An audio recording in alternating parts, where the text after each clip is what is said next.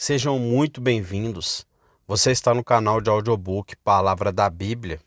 Eu sou Sidney Agenor e hoje vamos uma reflexão de Charles Haddon Spurgeon, intitulado como Um Homem Sem Amigos. Aconselho sinceramente a vocês que estão preocupados com a alma, que procurem ficar sozinhos e quietos e pensativos em sua solidão, não apenas para ficarem sozinhos, mas para se sentarem sozinhos como uma pessoa em postura de pensamento. Quando uma alma está sob um profundo senso de pecado, quanto mais ela puder ficar sozinha, melhor. Esse senso de pecado será aumentado pela solidão, e quando se tornar intolerável, é altamente provável que nessa solidão se descubra o caminho para sua remoção. Nesta época, todos nós vivemos muito em companhia. E, em uma grande cidade como esta, estamos ocupados de manhã à noite e não temos as oportunidades de reflexão silenciosa que nossos antepassados eram conhecidos por terem. Receio, portanto, que nossa religião provavelmente se tornará muito superficial e frágil pela falta de pensamento solitário e sincero. Os homens hoje em dia geralmente andam em rebanhos. Alguém lidera o caminho e os demais o seguem como ovelhas que correm por uma brecha na cerca. Seria melhor para nós se deliberássemos mais, se usássemos nosso próprio julgamento, se nos aproximássemos de Deus em nossa própria personalidade e estivéssemos decididos que, não importa o que os outros fizessem, buscaríamos ser guiados pessoalmente pelo próprio Senhor. Recomendo a solidão a qualquer um de vocês que busca a salvação, primeiro, para que possa estudar bem o seu caso como se estivesse diante de Deus. Poucos homens se conhecem verdadeiramente como realmente são. A maioria das pessoas já se viu em um espelho, mas há outro espelho que proporciona reflexos verdadeiros para a qual poucos homens se olham.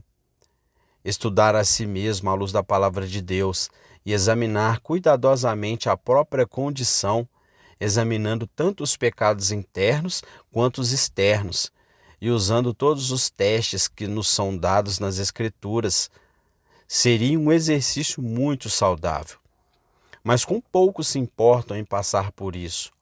No entanto, amados amigos, se é sábio cuidar bem dos seus negócios, quanto mais você deveria cuidar dos negócios que dizem respeito às suas almas imortais. Se um verdadeiro pastor não negligencia seus rebanhos e manadas, não deveria um homem sábio se importar com seus pensamentos, sentimentos e ações? Não deve ser uma condição miserável não saber se alguém é salvo ou não? Às vezes, ouço pessoas expressarem surpresa quando lhes pergunto se são salvas. No entanto, em que ignorância do estado de sua própria alma você deve estar se nunca se fez essa pergunta, ou se quando ela é feita, você se sente inclinada a não dar nenhuma resposta? Insisto neste assunto com você, e se você quer ser salvo, precisa primeiro saber que está perdido.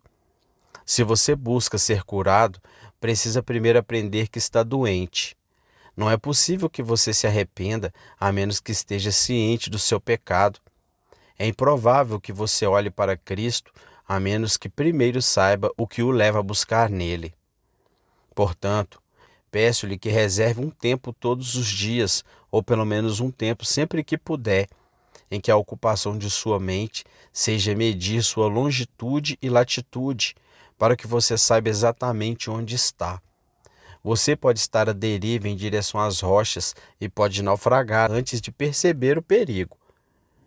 Imploro-lhe que não deixe seu navio navegar a todo vapor através de um nevoeiro, mas diminua um pouco a velocidade e levante a guia para ver se está em águas profundas ou rasas. Não estou pedindo que você faça mais do que qualquer homem gentil e sábio o aconselharia a fazer. Será que estou pedindo mais do que sua própria consciência lhe diz que é certo? Sente-se sozinho por um tempo, para que você possa considerar cuidadosamente seu caso. Vá a sós novamente, caro amigo, especialmente querido jovem amigo, para que você possa examinar diligentemente as Escrituras. Muitas vezes me surpreendo com a ignorância que ainda existe sobre o que está escrito na palavra de Deus. Muitas pessoas que frequentam escolas dominicais há anos parecem desconhecer completamente as verdades mais claras do Evangelho e da graça de Deus. Como podemos saber o que é revelado a menos que o leiamos e estudemos por nós mesmos? Infelizmente, o pó sobre as Bíblias de muitos homens os condenará. Deus se agradou, neste livro, em nos dar a revelação do caminho da salvação. E devemos correr para o livro com grande ansiedade para saber o que Deus disse nele. Mas em vez de fazer isso, embora possamos comprar uma Bíblia por 6 pence e talvez ter um exemplar em cada cômodo da nossa casa, com pouco a lemos. Se você realmente deseja ser salvo, vá a sós para o estudo sincero da palavra de Deus. Quantas vezes você pode encontrar pessoas que professam ser infiéis, mas se você as pressionar com bastante atenção, descobrirá que elas nunca leram o Novo Testamento. Há muitas outras que estão em dúvida e ansiedade, mas nunca foram ver quais são as promessas de Deus e o que o Senhor está pronto para fazer por aqueles que o buscam. Eu imploro a vocês, como seres sensatos e racionais, que não deixem Deus falar com você e se recusem a ouvir. Vocês precisam ser salvos do pecado. Neste livro, Deus revelou o caminho da salvação. Portanto, não fechem o livro, fechem os fechos e o deixem negligenciado. Ó livro dos livros, o mapa do caminho para a glória. Aquele que se recusa a estudar, você invoca uma terrível maldição sobre a própria cabeça.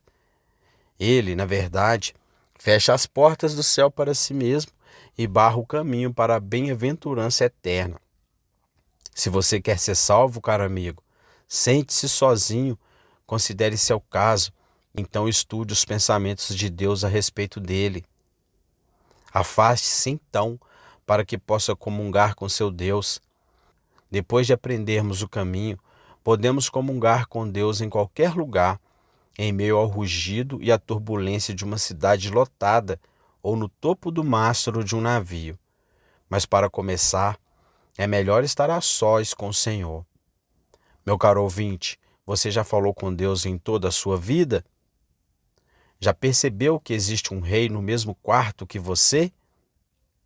Existe um rei. Foi ele quem o criou e quem o preservou até esta boa hora. Você certamente não está preparado para negar a sua existência? E se não estiver, eu lhe imploro, não ignore essa existência e viva como Deus não existisse. Fale com ele imediatamente. Talvez 5 minutos de conversa sincera com ele possam ser o ponto de virada da sua vida. Levantar-me-ei e irei ter com meu pai. Foi o ponto de virada com o filho pródigo. E pode ser o mesmo com você. Mas eu me sinto tão culpado. Então fique sozinho e diga isso ao Senhor. Mas eu não me sinto como deveria. Então, fique sozinho e diga isso a Deus. Mas eu sou um ser tão incrédulo. Fique sozinho e diga toda a verdade ao Senhor. Não alimente um pensamento ou um sentimento que você não ousa contar a Ele. Não pense que pode esconder algo dele, pois Ele lê o seu coração mais íntimo. Então, pegue esse coração e exponha-o diante dele e diga com o salmista: sonda-me, ó Deus, e conhece o meu coração. Prova-me e conhece os meus pensamentos. Vê se há em mim algum caminho mau e guia-me pelo caminho eterno. Como uma das criaturas de Deus, eu não suportava pensar que tinha visto a glória das estrelas da meia-noite ou me aquecido no brilho do sol do meio-dia. E ainda assim, nunca tinha falado com aquele que fez tudo isso e a mim também. Uma das maiores alegrias na terra é falar com ele em oração e louvor, chamá-lo de amigo e ter uma doce familiaridade com o Altíssimo. Rogo-te, então, que te afastes para estes 3 propósitos. Primeiro, para considerar o seu caso. Depois, para estudar as Escrituras a respeito do teu caso. E então, para que possas falar com Deus em oração. Fique sozinho também por mais uma razão, que é para evitar distrações. Acho que no dia do Senhor, quando as pessoas vão para casa depois do culto, às vezes cometem um erro ao conversar com aqueles que não se sentem como elas. Se as flechas de Deus atingirem seu coração, vá para casa sozinho. Se houve algo no sermão que foi para o seu conforto como cristão, vá para casa sozinho. Se houve algo no sermão que foi para o seu aviso como pecador, vá para casa sozinho. Quantas vezes até pessoas piedosas e graciosas podem falar sobre algum tema que pode roubar de seus irmãos na fé todo o bem que receberam na casa de Deus e, quanto aos não convertidos, tenho certeza de que, se alguma vez se sentirem impressionados pela palavra, será de extrema sabedoria cuidar dessa primeira impressão e não deixá-la se afastar por conversas tolas ou frívolas. Alguns de nós temos idade suficiente para nos lembrarmos do dia anterior à existência de fósforos do tipo que usamos hoje, e numa manhã gelada, alguns de nós tentamos acender uma luz com pederneira e aço e com a antiquada caixa de isca. Quanto tempo acendemos, observamos e esperamos, e finalmente havia uma pequena faísca na isca. E então, segurávamos a caixa e soprávamos suavemente para manter aquela pequena faísca acesa até termos acendido o fogo de que precisávamos. Essa ternura diante da primeira faísca é o que convido todos a praticarem em assuntos espirituais. Se você quer ser salvo, se há algo assim em seu coração, se há algum desejo bom em sua alma, não comece a falar assim que sair do tabernáculo. Isso seria como colocar a tampa na isca e apagar a faísca. Mas fique sozinho. Sopre nessa faísca, pois talvez ela se transforme em chama e você encontre a salvação. Aconselho a todas as pessoas sob tristeza de alma, de uma forma ou de outra, a se separarem imediatamente de seus companheiros.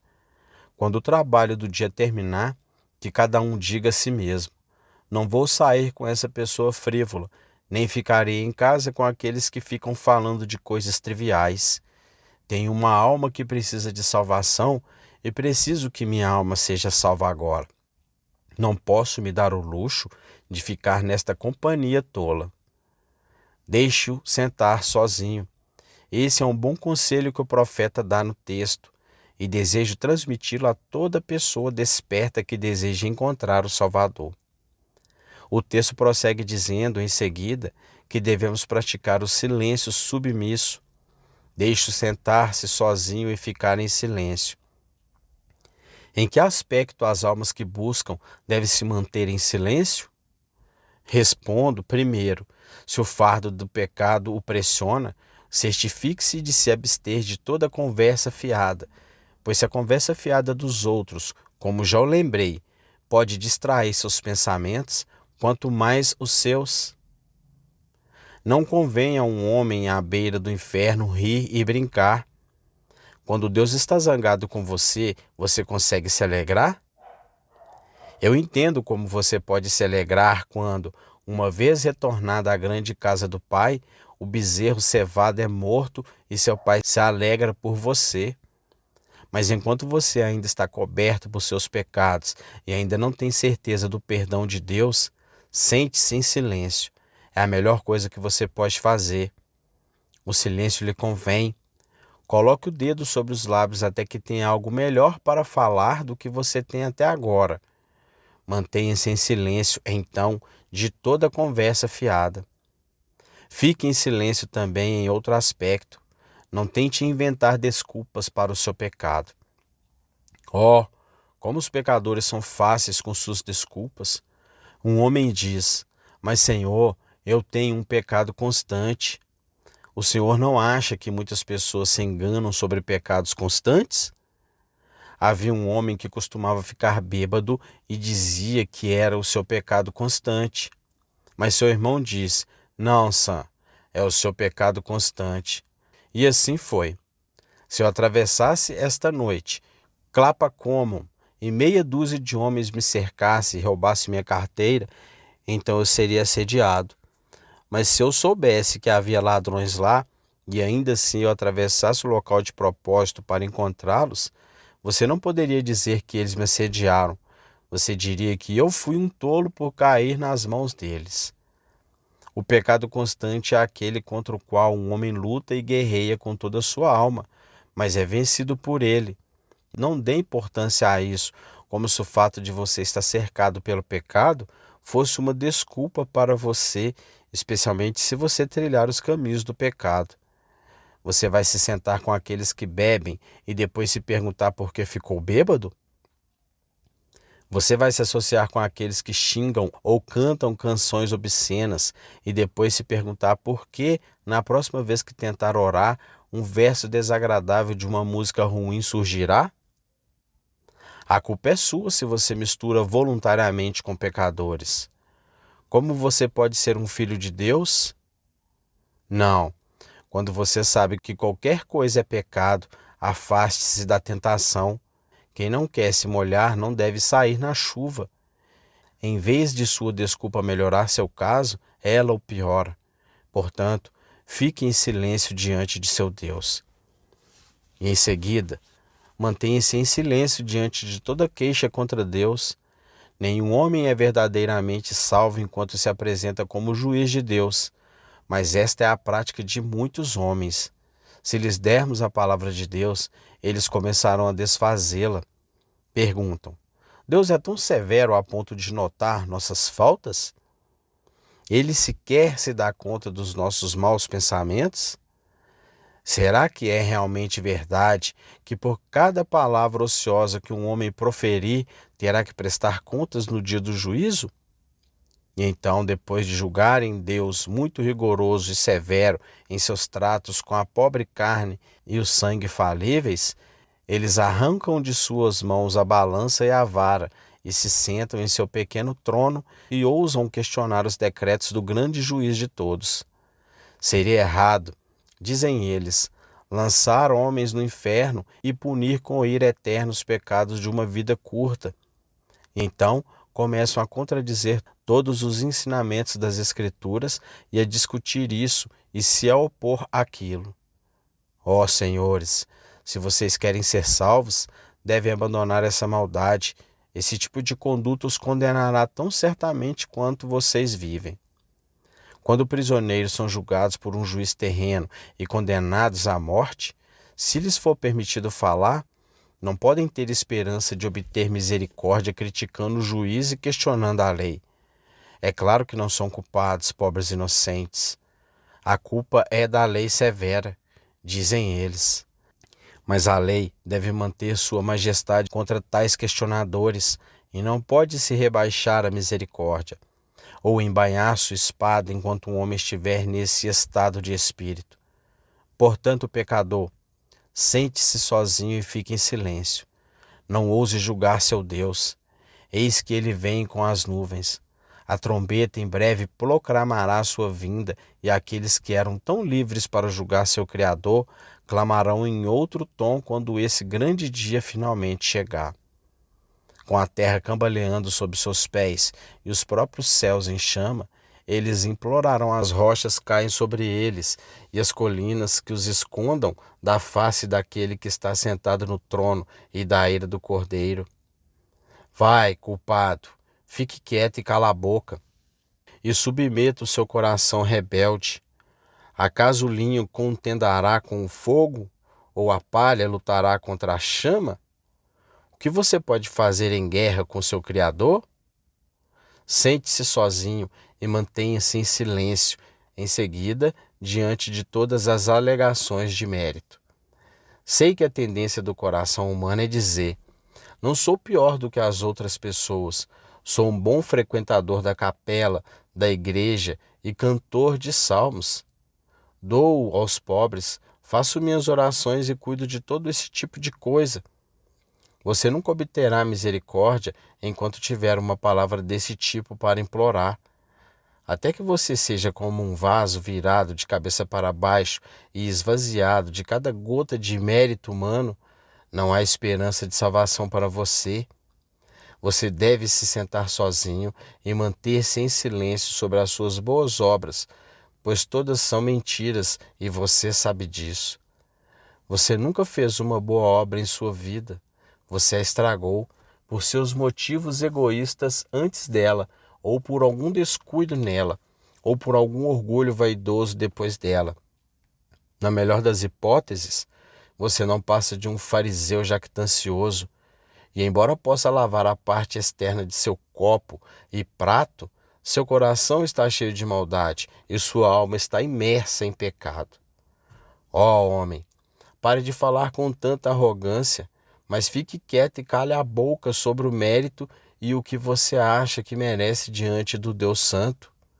Não há como alcançar misericórdia para nenhum de nós até que fechemos a boca e não pronunciemos uma única palavra de vanglória, mas permanecemos em silêncio, culpados diante do Senhor.